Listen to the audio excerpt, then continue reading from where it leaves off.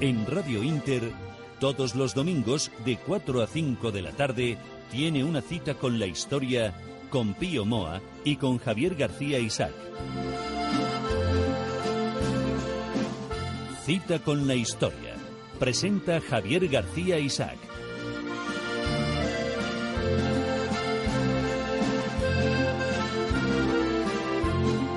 Cita con la historia, cita con don Pío Moa, cita con todos ustedes. Un domingo más, agradecerles su fidelidad a este programa y por nuestra parte pues intentaremos, la palabra adecuada no es no decepcionarles, sino por lo menos entretenerles y que conozcamos más sobre nuestro pasado, porque como bien decía Cicerón, importante conocer el pasado para no ser infantilizados. Más o menos, ¿no es más o menos. Bueno, don Pío Moa, muchísimas gracias por estar aquí. Muy buenas tardes. Hola, buenas tardes. Bueno, ante todo hay que decir que llevamos ya 3 domingos diciendo que vamos a tener la cuenta para que nuestros amables oyentes aporten a fin de mantener vivo el programa, que sería una lástima que se perdiera. Y todavía no lo tenemos, pero espero que el domingo que venga esté ya. Porque bastante gente me lo ha pedido y bueno, es un problema burocrático administrativo que yo creo que se solucionará pronto. Yo voy a recordar que gracias a la amabilidad de algunos de nuestros oyentes, entre ellos Alejandro Quellado, nos están ayudando a hacer un blog donde se van a colgar todos los programas de Cita con la Historia. Y luego también tenemos un correo electrónico que es info@citaconlahistoria.es para aquellos temas profesionales, quiero decir, aquellos temas que sugerencias que les gustaría tratar, pues bueno, pues si es posible los analizaremos en este programa, ¿no? El domingo pasado estuvo muy interesante, ha habido grandísimos éxito, muchísima gente preguntando y yo creo que este programa tampoco les va a decepcionar, que también viene a colación de unos anteriores que hicimos, que es el comienzo de la Reconquista, ¿no? Sí, y al Andalus. Por eso digo que es... Bueno, vamos a tratar efectivamente de cómo empieza la primera etapa de la Reconquista. Pero antes de nada, como habíamos dicho que en el programa del Andalus nos había olvidado nada menos que citar a Averroes y a Maimónides, pues brevemente vamos a corregir un poco la cuestión. Estos son las dos principales figuras culturales, pensadores de Al-Ándalus. Averroes, pues es un filósofo muy importante que trató de conciliar, bueno, los dos, una gran parte de su obra trataban de conciliar la razón con la fe, partían de Aristóteles, además, o sea, eran aristotélicos. Y esto hizo que a Averroes le consideraran, otros musulmanes lo consideraran un hereje, con lo cual quemaron o destruyeron muchos de sus libros y, curiosamente, la mayor parte de las obras que han llegado han sido en traducciones hebreas y latinas y hebreas. Curioso, pero no en árabe. No, en árabe fueron destruidas la mayoría. Y Maimónides, pues era judío y era discípulo de Averroes y le pasó algo parecido. A su familia lo obligaron a convertirse al Islam. Él se marchó de Al-Ándalus, escapando prácticamente, hasta que recaló en Egipto, donde era un médico afamado, ¿no? Y tanto Maimónides como Averroes han influido mucho, sobre todo en la cultura europea occidental.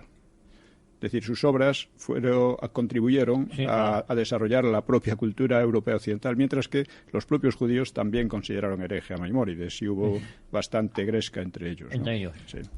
Bueno, dicho esto, vamos con esto otro. Pero es importante recordar a Averroes y Maimónides, que por un lado o por otro sus religiones...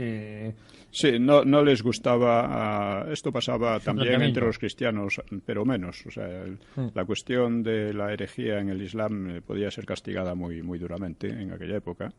Y ya digo, verdaderamente fueron unos pensadores que quienes los aprovecharon fueron los europeos occidentales, fueron los países cristianos, la cultura cristiana, ¿no? Influyeron, por ejemplo, en Santo Tomás de Aquino, mientras que allí pues quedaron prácticamente olvidados. Nada. Tema que nos ocupa hoy, el comienzo de la Reconquista, con personajes de leyenda, por decirlo de alguna manera, porque hay gente que todavía no sabe que el Cid existió de verdad. Sí, pero no vamos a tratar del ficción. No. Sino desde los comienzos hasta el año 1000 aproximadamente, que coinciden con lo que se suele llamar la Alta Edad Media. En mi libro Nueva Historia de España, pues he puesto bastante en cuestión esta división de edad antigua, media, moderna y contemporánea, porque es completamente absurda y además algunos la aplican no solo a Europa, sino al conjunto del mundo, ¿no?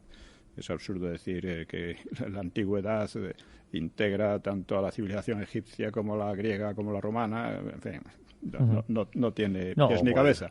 Y contemporáneas son todas las edades para los que viven en ellas. En el momento. Claro, es la idea de que la historia se va desarrollando hasta que llega a nosotros, que es su culminación.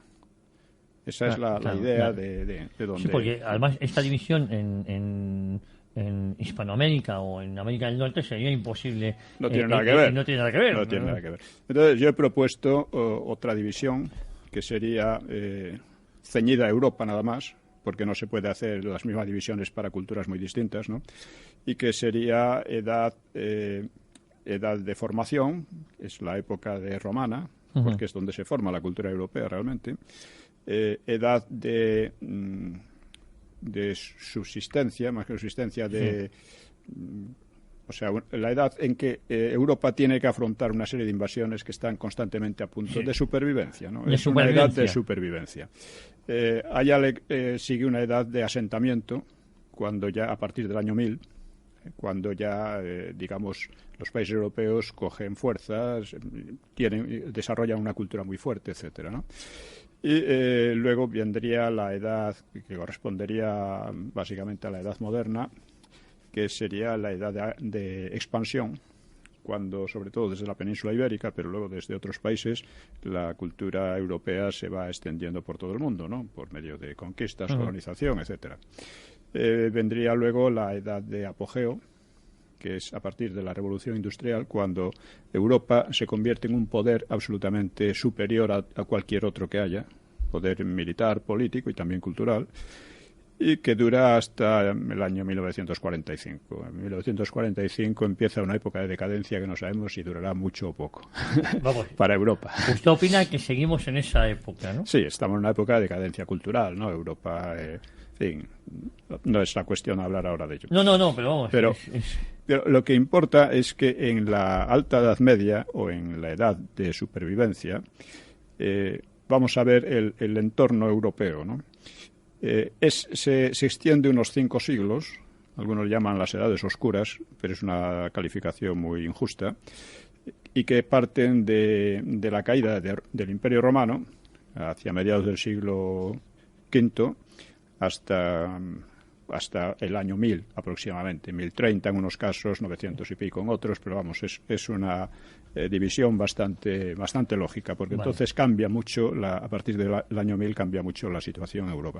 En cuanto al Andalus, precisamente también el año 1031, 1034, es el año en que el califato de Córdoba estalla en las taifas y cambia por completo la historia de Al-Ándalus, poco después, en el año 1031. ¿no?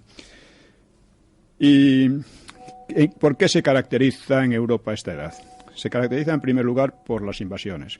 O sea, el Imperio Romano fue destruido por las invasiones bárbaras, sobre todo germanas, eran básicamente germanas, pero estas no acabaron.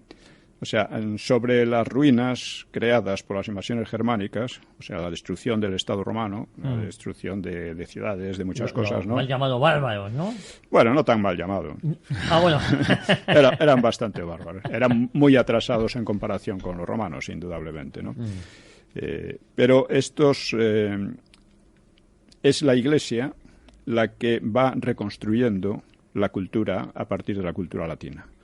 O sea, esto se reconstruye en los obispados, en los monasterios, sobre todo en los monasterios. En los monasterios se copian obras clásicas, latinas y griegas, para mantener esa cultura. Una de las obras más copiadas fue precisamente una de San Isidoro de Sevilla, las etimologías. Etimologías, que es un intento de enciclopedia, es en cierto modo la primera o una de las primeras enciclopedias que se han hecho, ¿no? Y este fue muy copiado en todos los monasterios europeos. Es una de las obras que más se encuentran entre el material bibliográfico, ¿no?, de la época. Es decir, son estos los que recrean la cultura. Pero la recrea. Otro aspecto curioso es que Irlanda, en aquella época, es un foco cultural importantísimo. Precisamente Irlanda, a través de los monasterios. Los monasterios, los irlandeses se puede decir que civilizaron a los anglos y a los sajones, a los francos, estuvieron hasta Suiza y tal, y eran... claro, luego fueron sustituidos poco a poco por los benedictinos, que eran una orden más humana, porque los castigos que ponían eran rigoristas tremendos, ¿no? A un monje que le encontraran hablando a solas con una mujer lo molían a palos, ¿no? Cosas así. Pero en fin. Exagerado, era un poquillo exagerado, se lo tomaba muy a pecho. Es importante pero Irlanda en este contexto. Irlanda fue muy importante. O sea, de Irlanda, de los monasterios, las escuelas de Irlanda, que eran a ellas llegaban gente de Egipto, de muchos sitios, ¿no? Y ya digo, fueron los que civilizaron en gran medida estos. Ahora bien, toda esta labor de reconstrucción cultural que hace la Iglesia, a través también de las escuelas, de los monasterios y de las catedrales y tal, en que se estudiaban, se sistematizó eso a partir de un monje inglés, Alcuino de York, que lo sistematizó a partir de una escuela que fundó Carlomagno en Aquisgrán. Se estudiaba el trivium y el quadrivium. El trivium y el quadrivium. Trivium y el quadrivium era una serie de enseñanzas que se daban a la gente de cierta relevancia social, ¿no? Y el trivium era la gramática, la dialéctica y la retórica, es decir, el lenguaje, en todos los aspectos del lenguaje, ¿no? O sea, la capacidad de expresarse, la capacidad de razonar y de buscar, de investigar y buscar cosas nuevas, ¿no? Y luego el quadrivium, que era la aritmética, la geometría, la astronomía y la música. O sea, esto formaban el conjunto de enseñanzas que entonces se procuraba universalizar en las capas altas, y no siempre altas, porque la Iglesia era, o sea, así como la sociedad estaba muy estructurada, la Iglesia era el medio por el que mucha gente de abajo, humilde, podía llegar a cargos importantes y a una cultura importante, ¿no? Y esta es más o menos, pero aparte, esta situación de recuperación cultural se vio constantemente amenazada durante estos siglos. Primero por las invasiones islámicas. Las invasiones islámicas ocuparon prácticamente toda la península, toda España, y llegaron hasta el centro de Francia, donde fueron rechazados en Poitiers, pero aún así se quedaron en el sureste de Francia.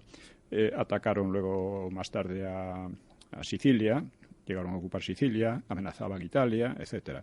O sea, era una situación peligrosa, pero que se complicó a partir de finales del siglo VIII, o sea, hacia 790 y pico, ¿no? Cuando los vikingos atacan un monasterio irlandés en Lindisfarne, que queda en la costa, es una islita que queda en la costa oriental de Gran Bretaña, y lo masacraron a los monjes, se apoderaron de todo lo que pudieron, vieron que la cosa era prometedora y empezaron las invasiones vikingas, que fueron devastadoras, ¿sí? por Gran Bretaña, en Irlanda, en Francia, en parte de Alemania, en España también la sufrió, aunque no llegaron a asentarse, pero sufrió ataques muy fuertes en Galicia, sobre todo en Galicia, en Vascongadas y también en Al-Ándalus, en el Valle del Guadalquivir. Pero es curioso, ¿no? Sí. Los vikingos eran invasiones, venían, rapiñaban, se volvían a ir. Se iban, a veces se quedaban, en Normandía de Francia se quedaron, y los normandos fueron los que en cierto modo fundaron Inglaterra, en cierto modo. Quizás hablemos en otro momento de eso. Sí. Y también fundaron Rusia. O sea, la Rus de Kiev se funda por los vikingos que atravesaban, eran los vikingos suecos o varegos, que atravesaban desde el mar Báltico, siguiendo los ríos, el río Neva, y todos ellos hasta el mar del Burgo, y se metían. Entonces no existía, claro. No, claro, eso eran estepas. Eran pantanos terribles, bosques. Bueno, el caso es que llegaron a Kiev y a Novgorod, y en los dos sitios fundaron estados que se consideran el origen de Rusia. Por eso ahora hay tanto lío en Ucrania. Sí. Tanta mezcolanza, además, ¿no? No, y la guerra esta, porque los rusos consideran que Kiev es el origen de su nación. Claro. Y los ucranianos, por lo menos una gran parte de ellos, no quieren saber mucho de los rusos. Sí. Esa es la realidad actual, ¿no? Hubo, como digo, estas tremendas invasiones que condicionaron todo el desarrollo. En España, la invasión que condicionó el desarrollo fue la invasión islámica, que fue en el 711, como bien sabemos. La caída de España, para transformarse en Al-Ándalus, pues fue vivida por los españoles pues como una cosa desastrosa, como una tremenda catástrofe, que repercutió también en el resto de Europa, porque el Estado hispano-godo tenía un gran prestigio en Europa. Era uno de los estados más cultos, era uno de los estados más ricos, dentro de la pobreza general que había en Europa, ¿no? Y tenía, tenía un prestigio. San Isidoro, el hecho de que se copiasen tanto sus obras es muy indicativo, ¿no? Es importante este punto porque ya lo hemos comentado en otros programas, que es el origen de España, ¿no? Que es el reino visigodo. El reino visigodo. Pues muchas veces piensa la gente que es a partir de 1492. No, España ya existía anteriormente. No, y otros desde final del siglo XVIII. Esto depende de cómo se quieran definir las palabras. Yo defino una nación como una comunidad básicamente homogénea en lo cultural con un Estado. Y eso lo crean los visigodos. La base cultural la crean los romanos y el Estado lo crean los visigodos. Y eso es una nación. Ahora bien, hay gente que dice la nación propiamente hablando no existe hasta la Revolución Francesa. No, la Revolución Francesa lo que existe es el nacionalismo y la nación moderna, vamos a llamarle así. Nación contemporánea. La nación contemporánea. Sí, pero claro, como tal ya existía antes. Claro, existían no podemos naciones, negar los 18 siglos anteriores. Claro, y dentro de 50 años a lo mejor el Estado cambia y es un tipo nuevo de nación, pero sigue siendo la nación. La nación nace en aquella época. Naturalmente, si decimos que la única nación que podemos llamar nación es la que nace con la Revolución Francesa, pues sí, la Revolución Francesa lo que nace es la teoría de que la soberanía reside en la nación, reside en el pueblo. En el pueblo. Y no en el rey o en algunos, etc. Eso es lo que nace en Europa, algo parecido ya estaba en USA, ¿no? Nace con la Revolución Francesa. Pero antes era otro Estado. Y nación. Si la nación se convierte en soberana es porque la nación existía antes, ¿sí, no? ¿De dónde sacan la...? Otra cosa es donde residía la soberanía, ¿no? Si en el pueblo o en el monarca. Claro, pero eso es efectivamente. Son cuestiones... son importantes, pero son etimológicas también, porque... Es una cuestión... Ya digo. Entonces... hay una crónica famosa, la crónica mozárabe, de pocos años después de la conquista islámica.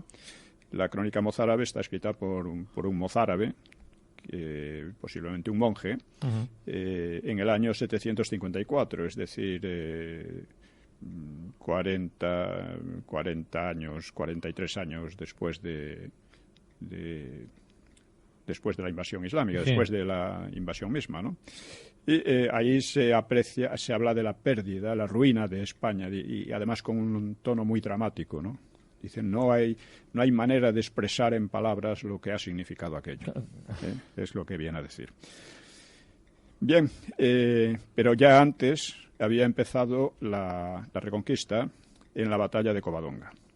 Bueno, hay que decir también que la palabra, el concepto correcto es el de reconquista. Porque eso ahora lo tratan de poner en duda. No, en duda. Lo tratan de borrar, de decir que existen estados cristianos que no se sabe cómo, ni por qué, ni para qué nacen. O sea, reinos cristianos que no son reinos cristianos, son reinos españoles, porque reivindicaban España y porque reinos cristianos había en toda Europa y no estaban aquí.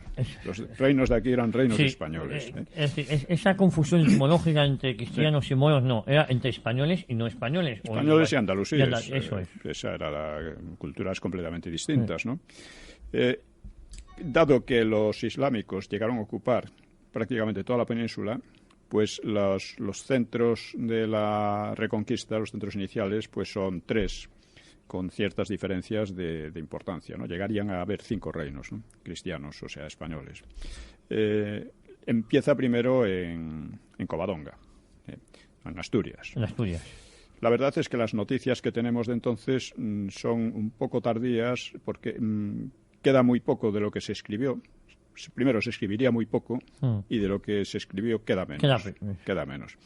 Entonces, hasta un poco más tarde no se habla, no se explica lo que pasó antes. Pero no hay ninguna razón especial para pensar que es una leyenda falsa. El primero, ya digo, es Asturias. El segundo es la marca hispánica que crean los francos en los Pirineos. Ellos tratan de crearlo, de llegar hasta el Ebro, pero no lo consiguen. Entonces se crea una serie de condados dependientes de los francos, hasta 15 condados, entre el norte de lo que es actualmente Cataluña. Ellos querían hasta el Atlántico, hasta el Cantábrico, ¿no? Pero fueron derrotados en la famosísima batalla de ¿cómo se llama, hombre? De Roncesvalles. Por los vascos, probablemente una alianza de vascos y musulmanes. Y entonces toda la parte que llega al Cantábrico y Navarra, etcétera, no quedaron, no fueron parte de la marca hispánica porque no quedaron bajo el poder de los francos. La marca hispánica esencialmente se extiende por Aragón, el norte de Aragón, el norte de la actual Cataluña. Aragón es un término que ya es muy antiguo, mientras que Cataluña es un término mucho más reciente. Mucho más moderno. Bueno, Cataluña no se empieza a hablar de Cataluña hasta el siglo XII o por ahí.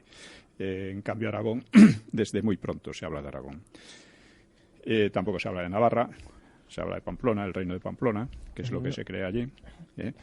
Se llamó Reino de Navarra mucho después, ya en la Baja Edad Media o en la Edad de Asentamiento. Sí, ¿no? Es curioso para aquellos que reivindican determinadas historias, situarnos. No se hablaba del Reino de Navarra, sino del Reino de Pamplona. El Reino de Pamplona. Y el Reino de Cataluña llega mucho... No el Reino de Cataluña, sino el concepto de Cataluña nunca existió. Sí, el reino nunca existió. Nunca existió. O sea, Cataluña aparece con ese nombre y se habla de catalanes, además en documentos italianos, curiosamente, ya en el siglo XII. Es curioso, en la Cerdeña se habla o tienen... utilizan la señera también, Bueno, hay un sitio porque perteneció al Reino de Aragón. Sí. O sea, la señera, las 4 barras son del Reino de Aragón. También en Valencia hay un pequeño pueblo en Cerdeña que se llama Alguero que habla en catalán. Yo he estado ahí. ¿No? Sí. ¿Ah, sí? Sí, por eso lo digo. Muy bien.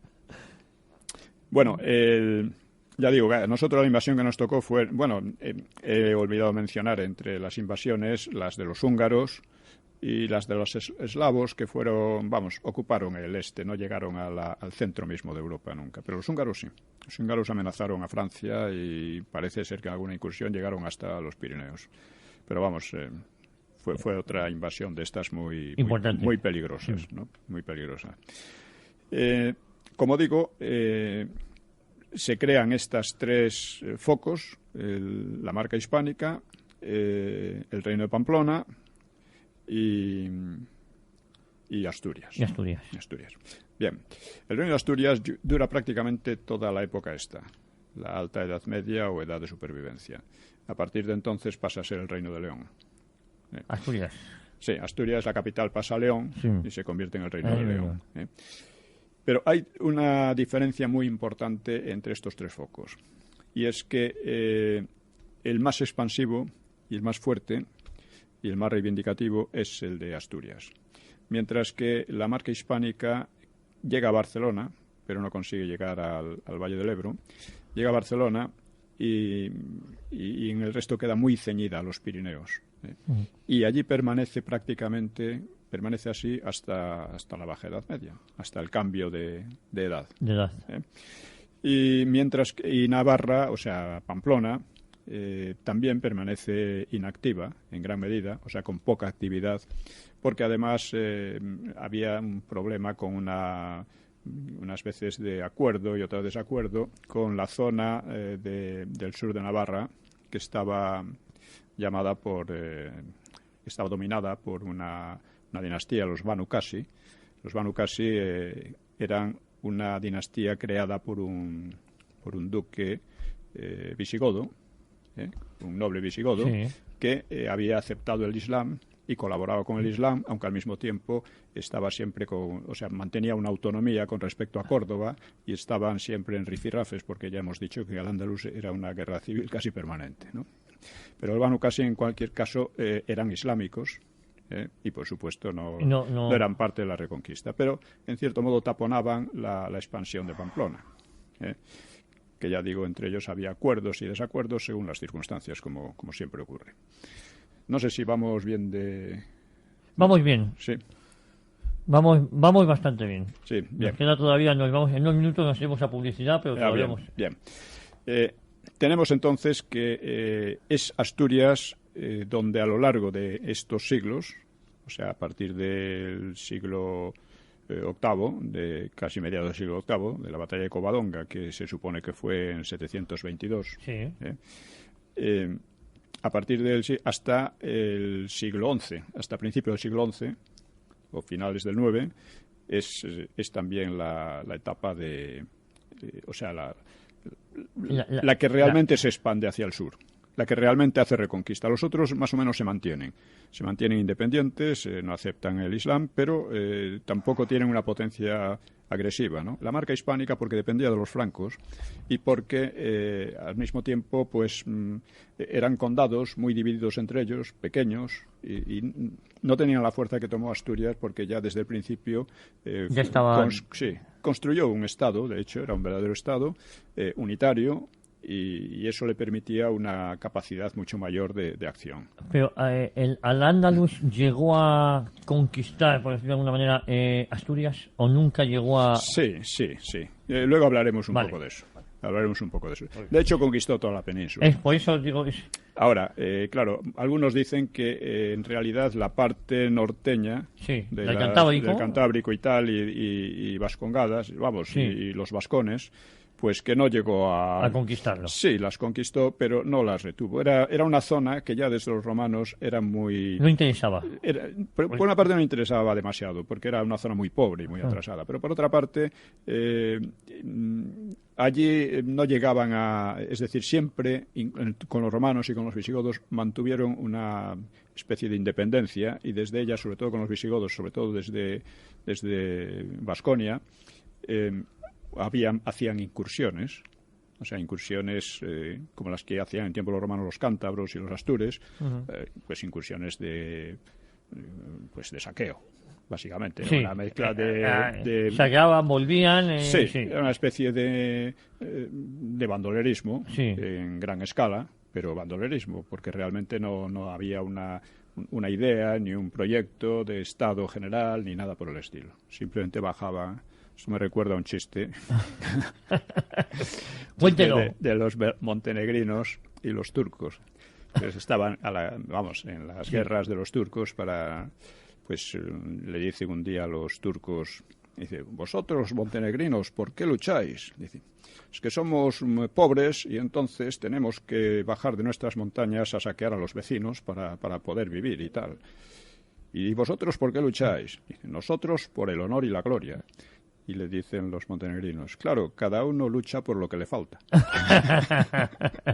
Bueno, es un chiste, pero está muy ajustado a la realidad. Hasta puede que haya ocurrido, ¿no? Seguramente, seguramente. Bueno, vamos entonces a hablar de Asturias, que es es como he dicho, el núcleo que se desarrolla, que se expande, que conquista. Vamos a hablar y empezar por la realidad de Covadonga y de Don Pelayo. Pues antes de empezar, vamos a hacer una brevísima pausa, no se mueva nadie, y continuamos hablando de la primera etapa de la Reconquista.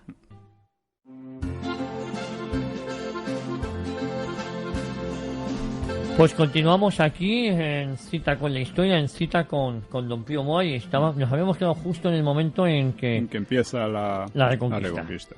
Vamos a ver primero la versión tradicional, en gran parte legendaria, pero no necesariamente falsa en lo esencial, ¿no?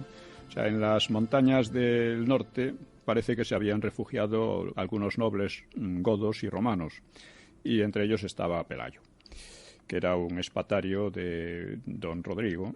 Y Pelayo era enemigo de los vitizanos, porque estos habían asesinado a su padre, que se llamaba Fávila o Fáfila o Favila. Fávila. Sí, y habría huido a Toledo con parte del tesoro, Pelayo. Entonces, Asturias estaba dominada, pero muy débilmente, por los maometanos.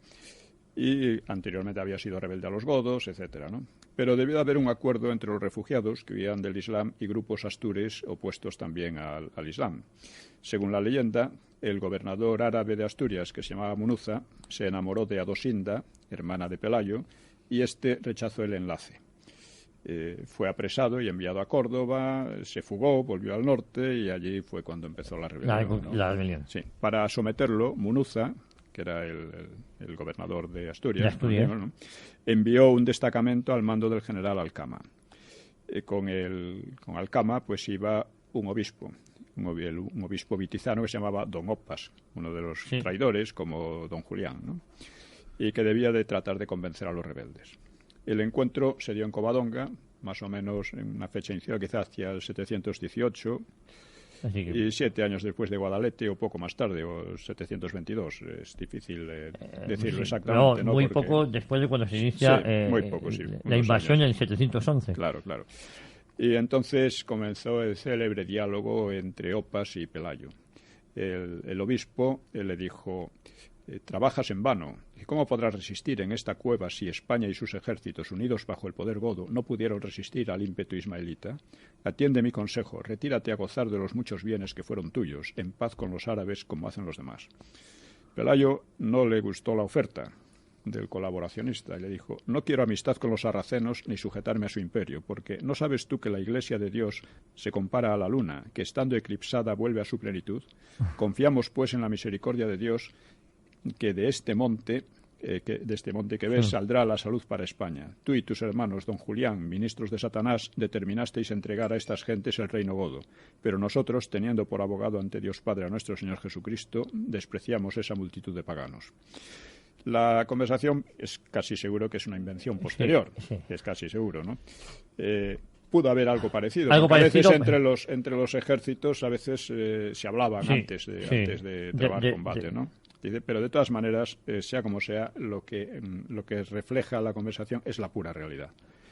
Como el obispo está a favor de los... y la realidad del momento, dice, porque la hueste de Pelayo eran 4 gatos, como así decir, que se apoyaban en el escabroso terreno de la zona. Y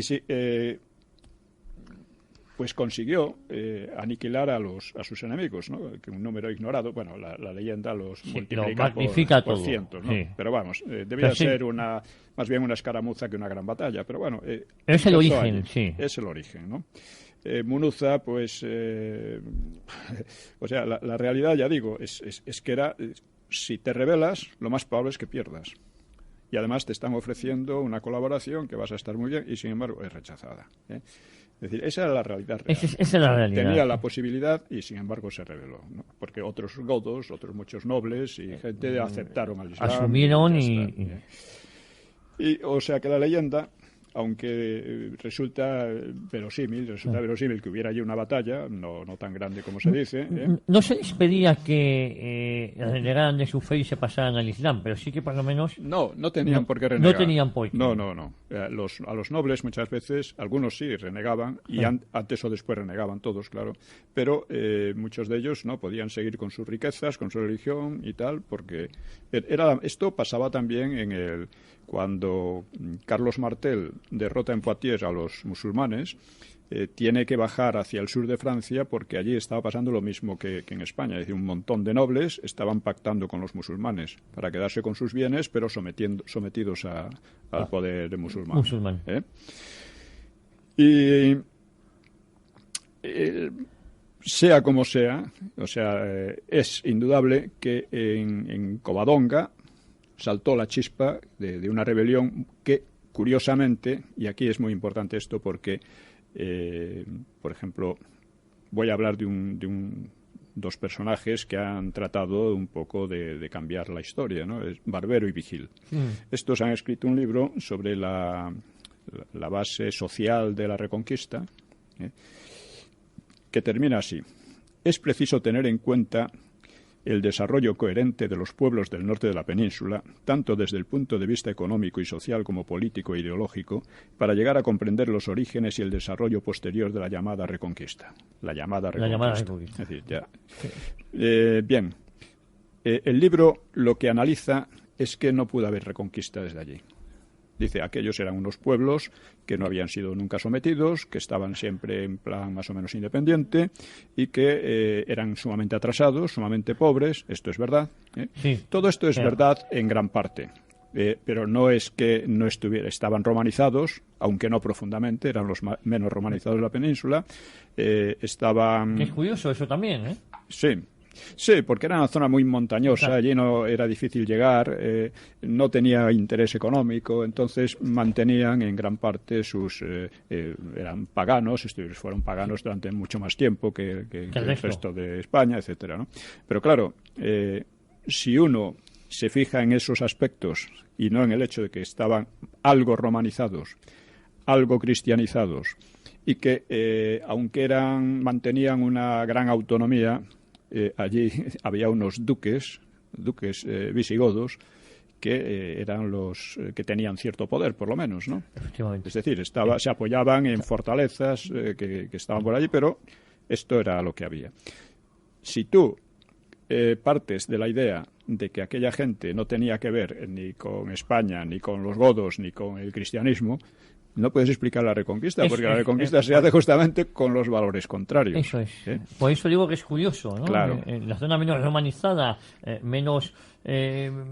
formaban parte Sí. del imperio, de la influencia visigoda, Sí. al final es donde nace... Es donde nace. Pero eso solo se explica porque probablemente la leyenda es bastante real.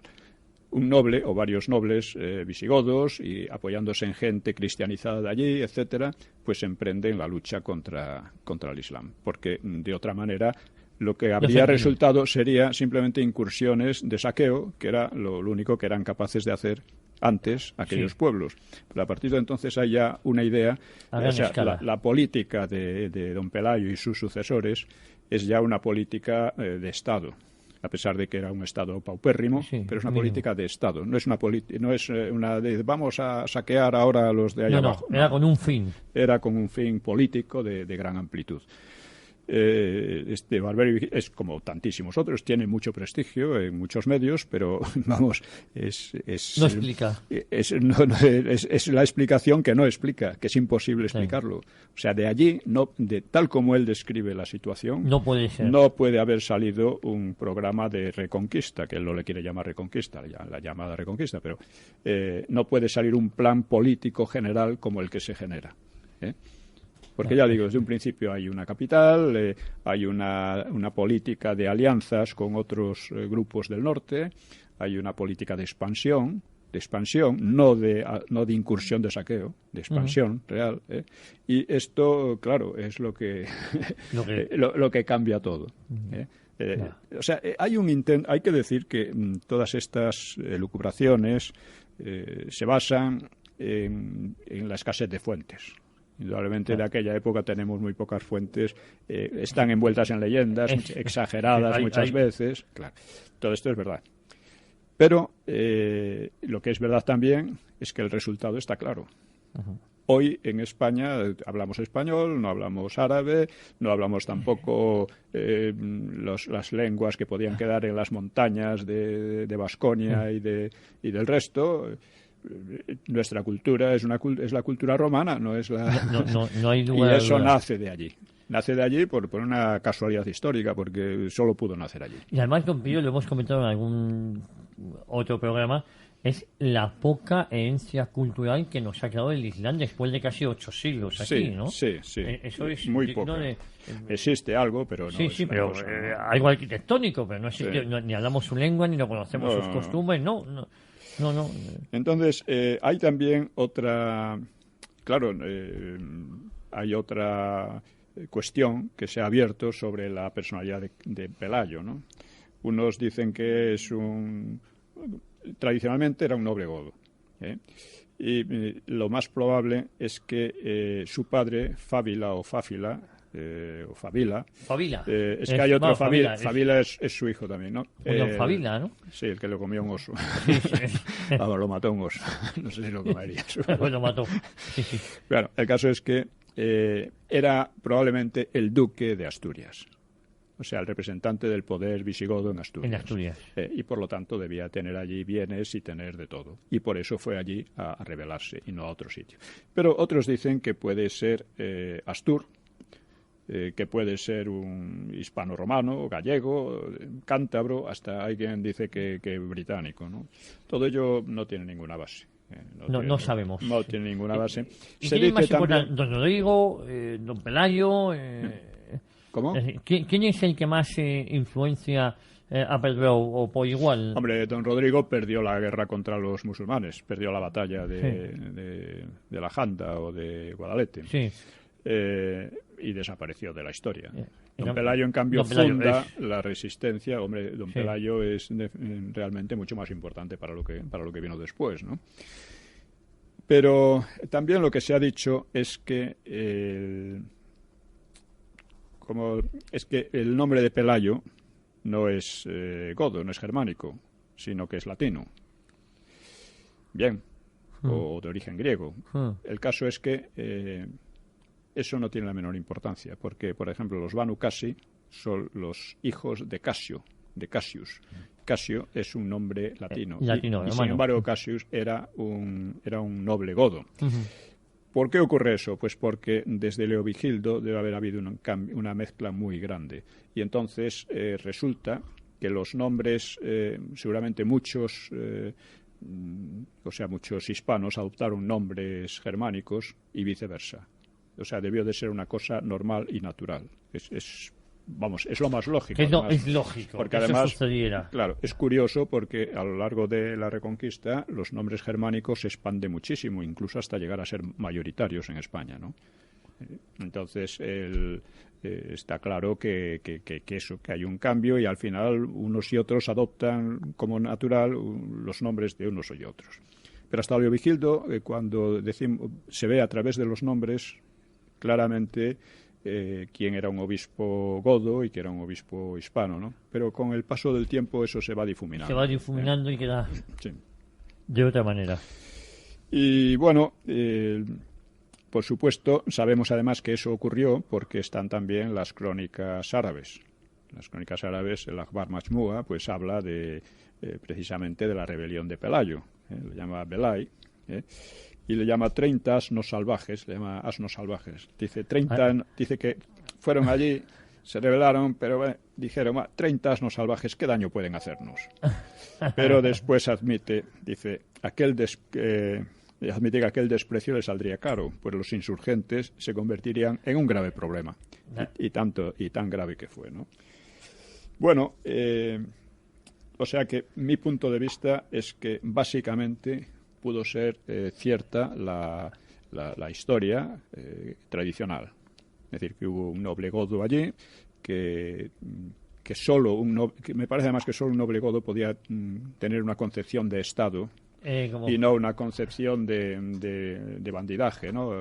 A escala mayor o menor. Efectivamente, una cosa es el bandidaje y otra ese concepto de Estado que ya habían tenido los godos, ¿no? Los visigodos en este caso. Que claro, no hay documentos precisos de la época, no hay documentos, ¿no? Pero poco después vemos cómo están las cosas. Y no hay por qué pensar que al principio no era así igualmente. Es decir, que ese designio de reconquista, vamos a llamarle así, ese designio de reconquista estaba, probablemente, en mi opinión, estaba ya presente desde el principio mismo, aunque no aparezcan los documentos hasta bastantes años después. Comentábamos que muy importante, el que quiera más información, Nueva Historia de España, de don Pío Moa, y también había otra obra importante que era de Sánchez Albornoz. Sí, bueno, hay muchas. Hay muchas, pero bueno, yo cito la mía porque es en la que me baso, claro, pero hay muchas, y muchas también contrarias, como la que he citado de Vigil y Barbero, dos profesores de la universidad, ¿no?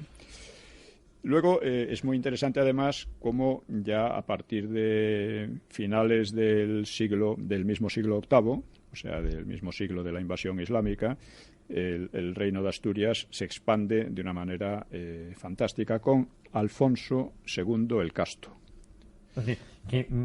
Don Pelayo es verdad que sienta esa base Sí, sienta la base. La base, nada más. En una zona de Asturias, de allí... Nada más y nada menos. Él, por matrimonios y por actividad diplomática, se va extendiendo hacia Baskonia. ¿Y va expulsando o va rechazando? Por allí van rechazando. O sea, va creando, él y su hijo y sus sucesores van creando una zona muy amplia, desde Galicia hasta el final del Cantábrico, vamos, hasta los Pirineos, y hacia el sur. Van creando también hacia lo que después sería Castilla, que sería más tarde Castilla, entonces la Bardulia, y van hacia Portugal, van bajando, eso es. Y van liberando también Portugal, por decirlo de alguna manera, porque Portugal también estaba tomada por supuesto, Al-Ándalus. Naturalmente, ¿no? Alfonso II el Casto, pues era hijo de un rey, un sucesor de Pelayo, llamado Fruela, y de una princesa vascona, que se llamaba Muna. Este nuevo rey hizo honor a su abuelo, a Pelayo, a Alfonso I, que fue otro monarca muy, muy emprendedor, con expediciones muy osadas. O sea, sus victorias sobre los moros permitieron repoblar tierras de León y de la actual Castilla, e hizo más, o sea, dio plena fuerza a la idea que probablemente, insisto, había encendido la chispa asturiana. El nuevo reino continuaba al hispanogodo de Toledo. Este es el primero que habla ya de lo sitúa. Exactamente, con la misión de recobrarlo. Entonces, Alfonso II aumentó... Perdóneme, don Pío, hay cierta conciencia ya del Estado, ¿no?, de recobrar lo que se había perdido. Yo insisto que esta conciencia nació desde el principio, porque si no, la rebelión de Pelayo no es lo típico de aquellas rebeliones espontáneas que no van a ninguna parte. Había un concepto ya de Estado y de recuperar lo que era España o Hispania. También hay posibilidad, no se puede negar que puede haber la posibilidad de que efectivamente al principio no fuera así, fueron una de tantas rebeliones de aquellas anteriores, pero que la llegada de mozárabes o lo que sea, pero lo dudo. A mí me parece más lógico lo otro, lo segundo. Aunque no tengamos fuentes, no tengamos en ningún sentido ni en el otro. Y el caso es que, ya digo, Alfonso II el Casto, que duró muchísimo, ¿no? Fue un rey muy... longevo. Sí, sí. Y tiene gran influencia sobre lo que estos reinos españoles, ¿no? Sí. Que muchas veces llamamos cristianos, pero hemos dicho que no se trataba de eso, se trataba de visigodos, que era lo español. Alfonso empieza a finales, del siglo VIII, el mismo siglo de la invasión islámica, y se extiende durante bastantes años más, ¿no? En el siglo IX, ¿no? Bueno, fue el que aumentó la simbología, las leyes góticas, todo esto lo fue reforzando y fortaleciendo, ¿no? Aunque la verdad es que ya no había visigodos. Es decir, la población visigoda, o sea, no los nobles, sino la población no debía existir. Ya seguro que ya estaba indiferenciada, mezclada con los autóctonos. Exactamente, ¿no? Hay una teoría de que más tarde pues vivían en el Valle del Duero y que fueron llevados a Galicia, pero no acabo de creerla. Vamos, es posible, pero... Sí, pero vamos, al final se diluyó con lo que era la población indudablemente, no hay más que ver la población actual en España, ¿no? Hay algunos rubios, pero no muchos. No, yo soy uno de ellos. Sí, debe ser. Que también puede ser de celtas, o sabe Dios de Según qué. mi padre nos contaba que éramos celtas. Así. Pues... digamos que hasta Alfonso el Casto la subsistencia de Asturias era muy precaria, porque los musulmanes estaban lanzando constantes ofensivas, ¿no?, para destruirlo, ¿no? Y podía, en cualquier golpe desafortunado, podía hundirse por fin, ¿no? O sea... Sí, cambiar el curso de todo esto. Sí. Alfonso tuvo una acción muy importante en una de estas acciones de los musulmanes. Los musulmanes asolaron Galicia y Oviedo y luego saquearon e incendiaron Oviedo. Y dejaron aquello en ruinas, ¿no? Pero Alfonso retuvo a sus tropas vigiló la ruta del enemigo y cuando éste se retiraba triunfador, pues lo sorprendió en lutos. Lutos son lodos o ciénagas, y los aplastó, los aniquiló.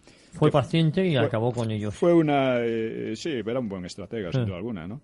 O un buen táctico, ¿no? Fue una revancha parcial de la batalla del Guadalete, porque a partir de entonces ya el reino se consolida. Ya, aunque siga habiendo incursiones y ataques, incluso cuando llega Almanzor mucho tiempo después. Pero se consolida, con lo cual ya no es vuelto a ser invadido Asturias. Sí, bueno, Alfonso fue tan audaz que asaltó Lisboa, aunque tuvo que evacuarla, pero la asaltó porque estaba demasiado alejada de sus fronteras y era peligroso. Y tuvo que volver. Pero hacía unas incursiones muy, muy audaces, ¿no? Y bueno, por esa época también hubo una polémica teológica entre Elipando, iniciada por Elipando de Toledo y Félix de Urgel, que según ellos mantenían la idea de que, más o menos arriana, incluso influida por el Islam, de que Jesucristo no era el Hijo de Dios, se hizo Hijo de Dios después al morir, pero que hasta entonces era un hombre como los demás, ¿no? Y eso provocó una polémica en que Beato de Liébana pues los fustigó de una manera es decir, que tremenda, ya en esta época tratándolos de traidores y de todo. ¿Había alguna división que otra? Sí, eran divisiones, o sea, estos otros estaban en zona islámica, eran mozárabes. Beato de Liébana estaba en zona cristiana. Y entonces, que la única zona cristiana en ese momento era Asturias, ¿no? Sí, Asturias, la parte del norte, sí. Eso. Asturias ya gran parte ya era el norte, ya era el norte, la España cantábrica. En el libro No historia de España señala la España cantábrica y la España pirenaica. La España cantábrica fue la de la gran expansión durante esta edad que llamamos Alta Edad Media, o que llamamos, para mi gusto mejor, Edad de Supervivencia, mientras que la España pirenaica queda estancada durante todo este tiempo, durante todo este periodo. Pequeñas incursiones, ataques y tal, pero queda estancada. La que empieza a tomar relevancia es esta España cantábrica. Sí, exactamente. Y bueno, hay otra cosa que es muy, muy importante y que es con Alfonso el Casto. Alfonso el Casto, que nos situamos a principios del siglo IX. Sí, aproximadamente. Del siglo IX. Él gobernó durante 52 años. Muy longevo para la época. Sí. Y bueno, también cuando hablamos de que la Edad Media era de 30 años, es que la Edad Media era la esperanza de vida al nacer, porque la en gran parte era por la mortalidad infantil, ¿no? Eso es. Pero no es que la gente una vez, 30 años. Una vez superado eso, pues podía vivir mucho más, ¿no? Es importante, yo creo que en sucesivos programas, pues yo siento debilidad por el mito del Cid. Sí, bueno, ya hablaremos del Cid. Alfonso el Casto, pues tuvo buen trato con Carlomagno, fuera de las fronteras españolas. Sí. Fue el que trató de hacer de Oviedo una digna sucesora de Toledo. Por supuesto, no lo consiguió porque eran zonas pobres, ¿no? Pero pobló la ciudad con tropas, labriegos, artesanos, comerciantes, ¿no? Construyó allí un palacio y otros edificios, sobre todo una basílica que la incendiaron los árabes en una de sus incursiones, y a la que donó la famosa Cruz de los Ángeles. Varias fueron alzados pues más iglesias y palacios con la referencia a la basílica, que se convirtió en un centro de peregrinación y además fue el nacimiento del arte asturiano, que es un arte muy interesante, prerrománico, pero muy interesante. ¿Podemos afirmar que a partir de Alfonso Alfonso II el Casto, recibimos ayuda de fuera de nuestras fronteras para la reconquista? No, ¿O fue algo muy esporádico en un momento dado? No hubo. Eran buenas relaciones diplomáticas. Pero no hubo ayuda en ningún momento. La ayuda extranjera fue la marca hispánica, que la crearon los francos, ¿no? Pero que allí quedó, durante mucho tiempo, quedó casi estancada, ¿no? Pero lo más importante del reinado es la peregrinación a Santiago, descubrimiento del sepulcro atribuido al apóstol. Y eso sí hace una fuerza moral. Bueno, en 814, un ermitaño que también se llamaba Pelayo, 100 años después de la invasión, sí, más o menos, después de la invasión, efectivamente, afirmó que había visto resplandores en un bosque, de donde vendría el nombre de Compostela, Compostela, Santiago de Compostela, efectivamente. Campo de la Estrella. Fue avisado el obispo de Iria Flavia, Teodomiro, y allí descubrió el presunto sepulcro de Santiago el Mayor, identificado con una lápida. Acudió Alfonso II, el Casto, al lugar, donde hizo erigir un santuario y declaró al apóstol patrón de España, siguiendo a Beato, que en su poema había llamado a Santiago cabeza refulgente y dorada de España, defensor poderoso y patrono nuestro. Beato de Liébana. Pues importantísimo, aquí nos vamos a quedar porque ya se nos ha acabado el tiempo. Bien, Don Pío. Santiago, como era en España, se decía que en ningún otro país Dios había concedido a ningún otro país europeo que un apóstol fuera sepultado más que en España. Pues importantísimo este dato, importantísimo que estamos hablando del año 814. Sí. Para que aquellos que ponen en duda la existencia de España, ya estamos aquí hablando del 814. Y el grito de guerra, Santiago y cierra España. Santiago y cierra España, no se ha hablado de otra cosa. Santiago y carga España y ataca España, es lo que quiere decir. Don Pío, hasta el próximo domingo. Muchísimas gracias a todos ustedes, muchísimas gracias. Hasta el próximo domingo.